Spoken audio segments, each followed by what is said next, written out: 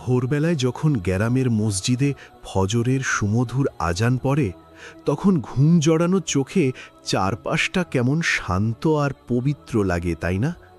বুক ভইরা সেই আজানের সুর যখন আমরা শুনি, মনে হয় এই সুরের লগে আমাগো নারীর টান। কিন্তু ভাইসব, একবার বুকে হাত দিয়া ভাইবা দেখছ, এই যে আমরা আইজ বুক ফুলাইয়া আজান দিই, মসজিদে গিয়া সেজদা করি, এই আজানের বীজ এই বাংলার কানামাটিতে প্রথম কে বুনছিল? তোমরা শুনলে তাজ্জব হইয়া যাইবা, অবাক হইয়া ভাববা, আরে এই কিস্সা তো আমরা কোনোদিন শুনি নাই।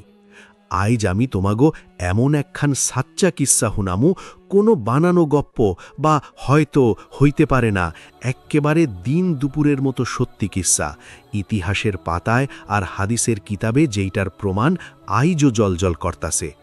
যেই কিস্সা হুনলে তোমাগো গায়ের পশম খাড়া হইয়া যাইব আর খুশিতে চোখের পানিতে বুক ভাইসা যাইব।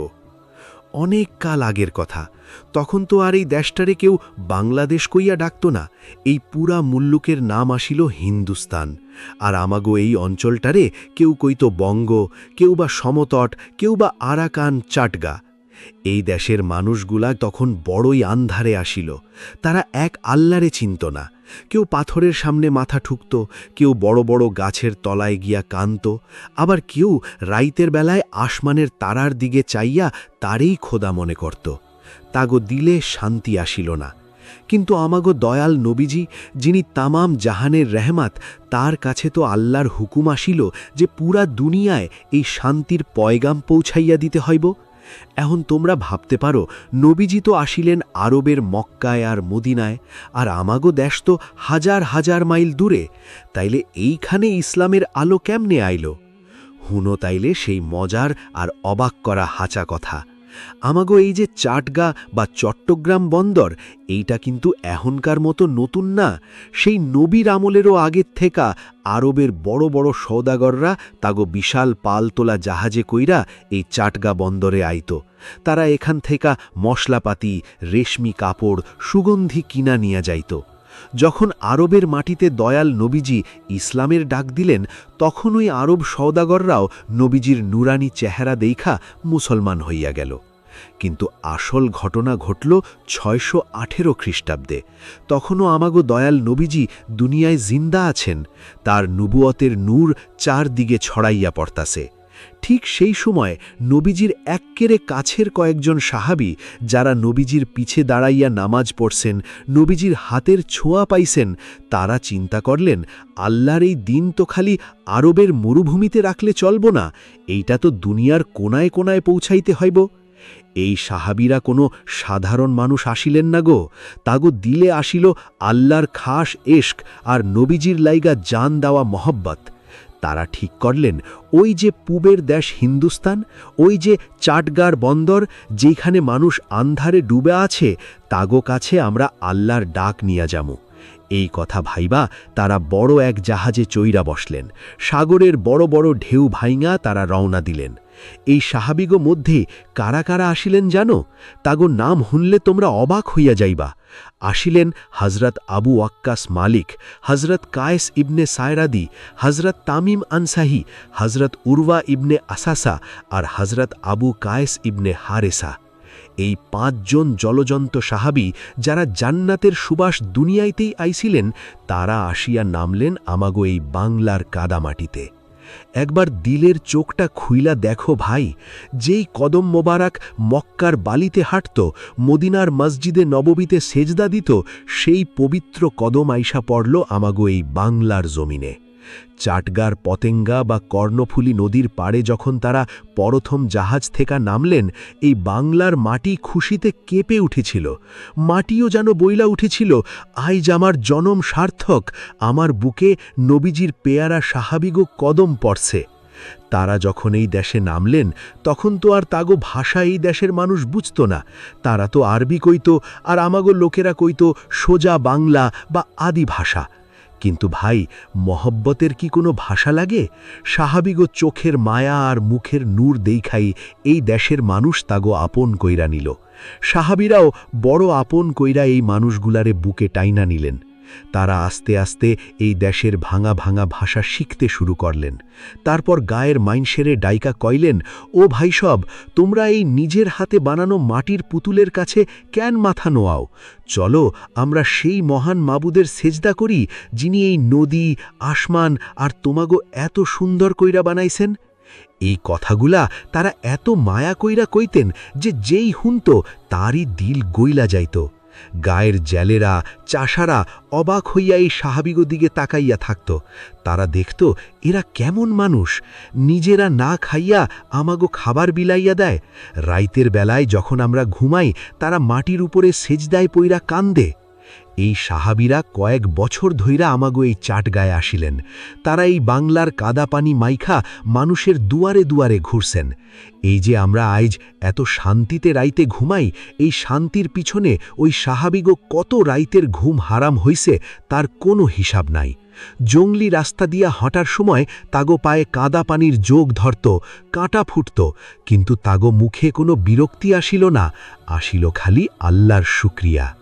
618 খ্রিস্টাব্দের যে সময়ের কথা আমি কইতাছি, সেই সময়ে চাটগার রূপ আসিল এক্কেবারে অন্যরকম। একদিকে বড় বড় পাহাড়, আরেকদিকে বিশাল সাগর। সবুজে ঘেরা এই জমিনটা আসিল এক্কেবারে শান্ত। সেই শান্ত জমিনে যখন হজরত উরওয়া ইবনে আসাসা আর হজরত আবু কায়েস ইবনে হারিসা তাগো সাথীগনিয়া হাইটা যাইতেন, তখন বনের পশু পাখিরাও তাগো দেখা রাস্তা ছেড়া দিত। তাগো পায়ের ছোঁয়ায় এই বাংলার মাটি পবিত্র হইয়া উঠছিল। বড় বড় ইতিহাসবিদ আর গবেষকরা এক্কেবারে নিশ্চিত কইরা প্রমাণ করছেন যে এই সাহাবিরা কোনো বানানো গল্প না, এরা সত্যিকারের মানুষ, যারা মদিনার ধুলো গায়ে মাইখা আমাগো এই হিন্দুস্তানের মাটিতে আইছিলেন। তাগো ঘামের ফোঁটা এই মাটির লোগে এক্কেবারে মিশা আছে। এই চাটগার বাতাসে, এই কর্ণফুলির ঢেউয়ে আইজও হজরত আবু ওয়াক্কাস মালিক আর তামিম আনসারির মতো সাহাবিগোর জিকিরের আওয়াজ মিশা আছে। তারা যখন এখানে বৈশা নামাজ পড়তেন, তখন গায়ের মানুষগুলা আড়ালে দাঁড়াইয়া কানা ঘোষা করত। তারা দেখত এই লোকগুলা কি সুন্দর করে কাতার বাইন্ধা আসমানের মালিকের সামনে মাথা নিচু করে। তাগর কপাল থাইকা যখন নূরের আলো বাইর হইত, তখন এই সোজা সরল মানুষগুলার বুকের ভেতরটা ছ্যাত করে উঠত। তারা বুঝতে পারত এই লোকগুলা তো আমাগো মতো না, এর চোখে মুখে এত মায়া কেন? এই মায়া তো সরাসরি মদিনা থাইকা আইছে। সাহাবিরা এই দেশের মানুষের সুখ দুঃখে এক্কেবারে মিশা গেছিলেন। যখন গেরামে কারো অসুখ হইত, তখন তো আর এখনকার মতো বড় বড় ডাক্তারা ছিল না। সাহাবিরা গিয়া তাগো মাথায় হাত বুলাইয়া দিতেন, জমজমের পানির মতো মিষ্টি নদীর পানি পইরা দিতেন, আর আল্লাহর কাছে চোখের পানি ফেইলা দোয়া করতেন। তাগো দোয়ায় এমন বরকত আসিল যে অভুজ মানুষগুলা ভালো হইয়া যাইত। তখন মানুষ আরও বেশি কইরা তাগো কাছে ছুটত, তাগো বুকের লগে বুক মিলাইয়া শান্তি পাইত। তারা বুঝতে পারত এই মানুষগুলা যেই মাবুদের কথা কয় তিনি আসলেই আসেন। আর এইভাবেই একটু একটু কইরা এই বাংলার বুকে এই চাটগার কাদামাটির দেশে প্রথম ইসলামের কালেমা পড়া শুরু হয়েছিল। যেই কালেমার বীজ আইজ এত বড় গাছ হইয়া আমাগো ছায়া দিতাছে। যেই কালেমার বীজ আইজ এত বড় গাছ হইয়া আমাগো ছায়া দিতাছে, সেই বীজে পানি দেওয়ার কামটা কিন্তু এত সোজা আসিল না গো ভাই।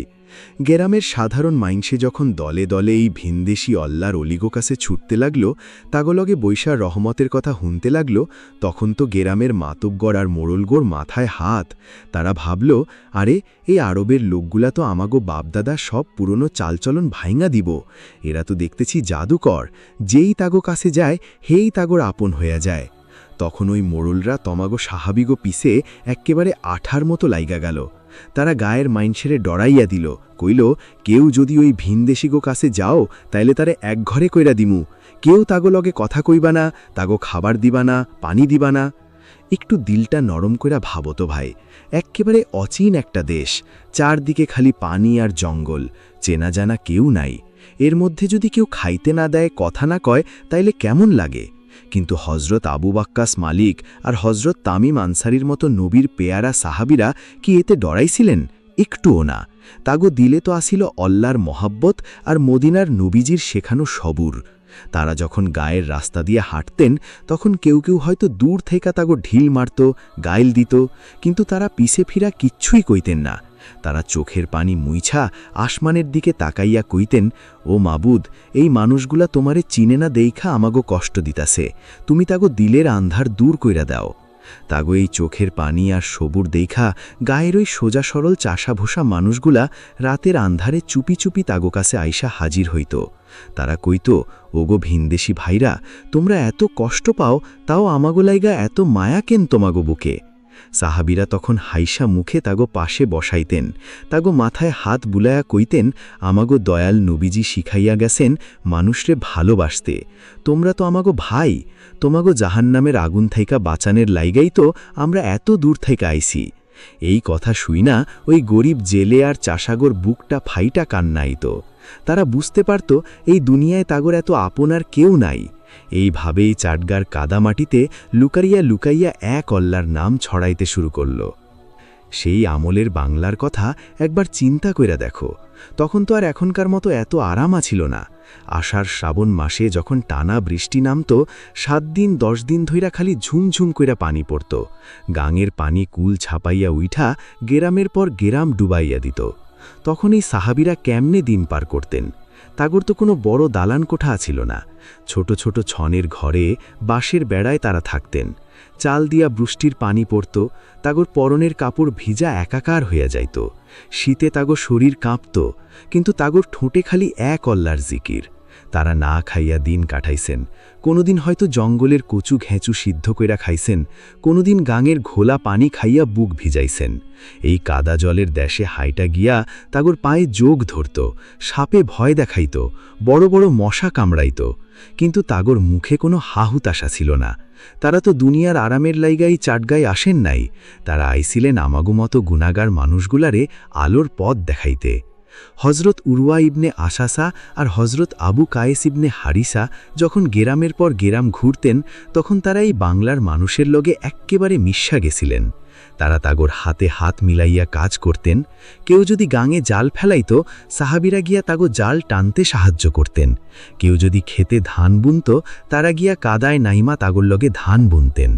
এই যে এত বড় মাপের মানুষ যারা নবীজির পিছে দাঁড়াইয়া নামাজ পড়ছেন, তাগর তো কোনো অহংকার ছিল না। তারা মাটিতে বৈশা গেরামের মাইনসের লগে কলার পাতায় ভাত খাইতেন। এই মায়া দাইখা গেরামের মানুষগুলা পাগল হইয়া যাইত। তারা ভাবত, আহারে, এরা তো আমাগো মতোই সাধারণ মানুষ, কিন্তু তাগো দিলে কত শান্তি, আমরাও তাগো মতো শান্তি চাই। এইভাবেই গেরামের পর গেরাম ধইরা মানুষ কালেমা পইরা মুসলমান হইতে লাগল। আস্তে আস্তে যখন মুসলমানের সংখ্যা বাড়তে লাগল, তখন সাহাবিরা ভাবলেন এই মানুষগুলারে তো নামাজ শিখাইতে হইব। তখন তো আর এখনকার মতো ইট পাথরের বড় বড় মসজিদ ছিল না। তারা গায়ের মাঝখানে একটা খোলা জায়গায় বড় একটা বটগাছের তলায় বা বাঁশ দিয়া ঘিরা একটা ছোট্ট জায়গা বানাইলেন। সেখানেই তারা প্রথম জামাতে নামাজ পড়া শুরু করলেন। ভাইরে ভাই, সেই দৃশ্যটা একবার চোখের সামনে আয়না দেহ তো। খোলা আসমানের নিচে মাটির উপরে কপাল ঠেকাইয়া মদিনার সাহাবিরা নামাজ পড়তাছেন, আর তাগো পিছে পিছে এই বাংলার কাদামাখা গরিব মানুষগুলা সেজদায় পয়রা কান্তাছে। তখন এই চাটগার আসমানের ফেরেস্তারাও হয়তো খুশিতে তাগো লগে আমিন আমিন কইত। এই বাংলার মাটি তখন ধন্য হইয়া গেছিল। মাটিও যেন বুঝত, আজ আমার বুকে দুনিয়ার সবচাইতে দামি মানুষগুলা সেজদা দিতাছে। রাইতের বেলা যখন আসমানে চাঁদ উঠত, জ্যোৎস্নার আলোয় চারদিক ভাইসা যাইত, তখন সাহাবিরা গোল হইয়া বসতেন, আর তাগো চারপাশে বসত গ্যারামের মানুষগুলা। সাহাবিরা তাগো মদিনার কিস্সা শুনাইতেন। তারা কইতেন, জানো, আমাগো একজন দয়াল নবী আছেন, তিনি গরিবরে বড় ভালোবাসেন। তিনি নিজের হাতে মদিনার মসজিদে ইট বইছেন, তিনি এতিমের মাথায় হাত বুলাইয়া দেন। এই কথা শুইনা গ্যারামের মানুষগুলার চোখ দিয়া অঝরে পানি পড়ত। তারা কইত, ওগো ভিনদেশি ভাইরা, আমরা তো তোমাগো নবীজিরে দেহি নাই, কিন্তু তোমাগো দেখাই আমরা বুঝতাছি তোমাগো নবীজি কত মহান আছিলেন। আমরাও সেই নবীজির উম্মত হইতে চাই। তখন সাহাবিরা তাগো বুকে টাইনা নিতেন, তাগো চোখের পানি মুইছা দিতেন। এই সাহাবিরা আমাগো দেশে অনেক বছর আসিলেন। তাগো যৌবন, তাগো চোখের ঘুম, তাগো গায়ের ঘাম সব এই বাংলার কাদামাখিতে ঢাইলা দিছেন। তাগো মা বাপ, ভাই বেড়াদর সব তো আসিল সেই সুদূর আরবে। তাগো কি আরবের কথা মনে পড়ত না? তাগো কি মদিনার মসজিদে নববীর কথা মনে পইরা বুকটা হু হু কইরা উঠত না? অবশ্যই উঠত গো ভাই। যখন রাইত গভীর হইত তখন তারা হয়তো আসমানের দিকে তাকাইয়া মদিনার কথা ভাইবা নীরবে চোখের পানি ফালাইতেন, কিন্তু তারা নিজেদের কষ্টের কথা কাউরে বুঝতে দিতেন না। তারা জানতেন এই মানুষগুলারে ছাইরা গেলে এরা আবার আন্ধারে হারাইয়া যাইব। তাই তারা সব মায়া ত্যাগ কইরা এই হিন্দুস্তানের এই চাটগার মাটির লগেই নিজেদের জড়াইয়া নিছিলেন। এই মানুষগুলার সুখ দুঃখের সাথে হইয়া গেছিলেন। আমাগো এই বাংলার জমিনে এই চাটগার বাতাসে আইজও তাগো ছোঁয়া লাইগা আছে। আইজ যখন আমরা মসজিদে গিয়া শান্তিতে নামাজ পড়ি, তখন কি আমরা একবারও তাগো কথা ভাবি? এই যে আজানের সুর আমাগো কানে আসে, এই সুরের পিছনে তো ওই সাহাবিগোর রক্ত আর ঘাম মিশা আছে। তারা যদি সেই দিন এই কষ্ট না করতেন, তারা যদি ওই মরলগোর ডরে পালাইয়া যাইতেন, তাইলে কি আমরা আইজকা এক আল্লাহর নাম নিতে পারতাম? নিজেরা না খাইয়া, বৃষ্টিতে ভিজা, রইদে পুইরা আমাগো লাইগা যেই দিনের রাস্তা বানাইয়া দিয়া গেছেন, সেই রাস্তার উপরেই আইজ আমরা হাইটা যাইতাছি। তাগো মহব্বতের কোনো শেষ আসিল না। তারা এই দেশের মানুষগুলারে নিজের চাইতেও বেশি ভালোবাসতেন। এই ভালোবাসা, এই মায়া কি কোনোদিন ভুলা যায়? ভুলা যায় না গো ভাই। এই জমিন যতদিন থাকব, এই নদী যতদিন বইব, এই সাহাবিগো নাম এই বাংলার মাটির লগে এক্কেবারে মিশা থাকব। এক্কেবারে মিশা থাকব গো ভাই। এই মাটি, এই বাতাস কখনো তাগো ভুলতে পারব না। এই যে চাটগার জমিনে তারা আইছিলেন, বছর পার হইতে লাগল।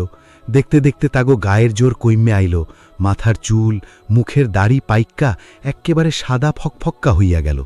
কিন্তু তাগো দিলের জোর কি একটুও কমছিল না গো? তাগো দিলের মধ্যে ওই যে আল্লাহর মহব্বতের আগুন জ্বলত, সেই আগুন তো বয়স বাড়ার লগে লগে আরও বেশি কইরা জ্বলতে লাগল। তারা লাঠিতে ভর দিয়া হাইটা হাইটা গায়ের মাঝখানে যাইতেন। মানুষগুলা তাগো দেইক্ষা দৌড়াইয়া আইসা তাগো পা ছুইয়া সালাম করত, নিজের বাপের চাইতেও বেশি সম্মান করত। কারণ তারা জানত এই ভিনদেশী মানুষগুলা তাগো যে আলোর পথ দেখাইছে, দুনিয়ার কোনো রাজত্ব দিয়াও তার দাম শোধ করা যাইব না। তারা যখন আসমানের দিকে হাত তুইলা মোনাজাত করতেন, তাগো দুই চোখ ভাইসা পানি পড়ত। তারা বলতেন, ওগো দয়াময় মাবুদ, আমাগো সময় তো ঘনাইয়া আইছে, আমরা তো আর বেশি দিন বাঁচুম না। এই গায়ের অবুজ মানুষগুলারে তুমি দেইক্ষা রাইখো, এরা যেন তোমারে ছাইরা আবার ওই আন্ধারে ফিরা না যায়। এই কথা শুই না গায়ের মানুষগুলা ডুকরাইয়া কাইন্দা উঠত। তারা তাগো পা জড়াইয়া ধইরা বলতো, ওগো ভিনদেশী বাপজানেরা, তোমাগো ছাইরা আমরা কেমনে বাঁচুম? তোমরা চইলা গেলে আমাগো কে আল্লাহর কথা হুনাইব? কে আমাগো বিপদে বুকে টাইনা নিব? তখন সাহাবিরা তাগো মাথায় হাত বুলাইয়া সান্ত্বনা দিতেন, বলতেন, আমাগো আল্লাহ তো আসেন, তিনি কখনো তোমাগো ছাইরা যাইবেন না। আর আমাগো দয়াল নবীজির কালেমা তো তোমাগো বুকে গাইথা দিলাম। ভাইরে, দুনিয়ার নিয়ম হইল যেইটা জন্ম নিছে তারে একদিন না একদিন এই দুনিয়া ছাইরা যাইতে হইব। এই পেয়ারা সাহাবিরাও তো মানুষ আসিলেন, তাগো ডাক আইসা পড়ল। কেউ কেউ হয়তো আবার জাহাজে চইরা মদিনায় ফিরা গেছিলেন নবীজির রওজা মোবারক দেখার লাইগা, কিন্তু অনেকেই এই বাংলার মায়ায়, এই চাটগার মাটির টানে এইখানেই থাইক্কা গেছিলেন। এই চাটগার মাটিতেই তাগো শেষ নিঃশ্বাস পড়ছে। একবার ভাবো তো সেই দিনের কথা, যেই দিন তাগো জানাজা হইছিল। এই বাংলার আসমানটাও যেন কাইন্দা দিছিল। গায়ের যেই মানুষগুলা একদিন তাগো ঢিল মারছিল, গাইল দিছিল, তারাই সেই দিন তাগো কাফনের কাপড় ধইরা হাউমাউ কেরা কানছিল। এই চাটগার মাটিতে, পাহাড়ের ঢালে, নদীর পাড়ে তাগো কবর হইছিল। তাগো পবিত্র শরীর এই বাংলার মাটির লোগে এক্কেবারে মিশা গেছে। আইজও হয়তো ওই পাহাড়ের কোনায়, বনের মাঝখানে তাগো কবর পইরা আছে। আমরা কেউ চিনি না, কেউ জানি না, কিন্তু এই মাটি ঠিকই চিনে। রাইতের বেলায় বনের পাখিরা হয়তো তাগো কবরের পাশে বইসা জিকির করে। এই কথাগুলা যখন আমি ভাবি গো ভাই, আমার গলাটা কেমন ধইরা আহে, চোখের পানি কিছুতেই বাইন্ধা রাখতে পারি না। আহারে, আমাগো লাইগা, এই আমাগো মতো গুনাহাগার মানুষগুলার লাইগা তাগো কত বড় কোরবানি। তাগো তো কোনো দরকার আসিল না নিজের দেশ, নিজের পরিবার ছাইরা এই কাদাপানির দেশে আইসা এত কষ্ট করার। তারা তো মদিনায় বৈশাই শান্তিতে জান্নাতের পথ পাইয়া গেছিলেন, কিন্তু তারা আমাগো কথা ভাবছেন। এই বাংলার মানুষ জাহান্নামে জ্বলব, এইটা তাগো সহ্য হয় নাই। আজ যখন আমরা ধুলোমাখা পথ দিয়ে হাঁটি, আমরা তো জানিও না কোনখানে তাগো পবিত্র শরীর ঘুমাইয়া আছে। আমরা তাগো কবরে গিয়া 2 হাত তুইলা কানতেও পারি না, কিন্তু মাবুদ তো সব জানেন, তিনি তো তাগো ঠিকই জান্নাতের উঁচা মাকাম দিয়া রাখছেন। আমাগো খালি একটাই কাম, যখনই আমরা সেজদায় পড়বুম তাগো লাইগা 2 ফোঁটা চোখের পানি ফালাইয়া দোয়া করবুম, বলবুম, ইয়া আল্লাহ, যেই ভিনদেশি ভাইরা আমাগো এত মায়া কইরা তোমার পথ দেখাইছে তাগো তুমি শান্তিতে রাইখো। ভাই সব, কিস্সা তো এইখানেই শেষ না। এই কিস্সা তো আমাগো বুকের ভিতর জিতা রাখতে হইব। তাগো চোখের পানির কথা, তাগো ঘামের কথা তো আমাগো পোলাপানগো জানাইতে হইব। তোমরা যারা এতক্ষণ ধইরা আমার এই ভাঙ্গা ভাঙ্গা কথাগুলা হুনলা, তোমাগো কাছে আমার একটা ছোট্ট আবদার আছে। এই যে এত দরদ দিয়া বুকের সবটুকু মায়া ঢাইলা তোমাগো এই হাঁচা কিস্সাটা হুনাইলাম, তোমাগো দিলে কি একটুও ধাক্কা লাগে নাই? চোখের কোনায় কি একটুও পানি আহে নাই? যদি তোমাগো মনে হয় এই কথাগুলা হুনলে মানুষের দিল নরম হইব, মানুষ তাগো আসল ইতিহাস জানব, তাইলে ভাই এই ভিডিওটাতে একটা লাইক দিয়ে দিও আর কমেন্ট কইরা জানাইও তোমাগো কেমন লাগলো।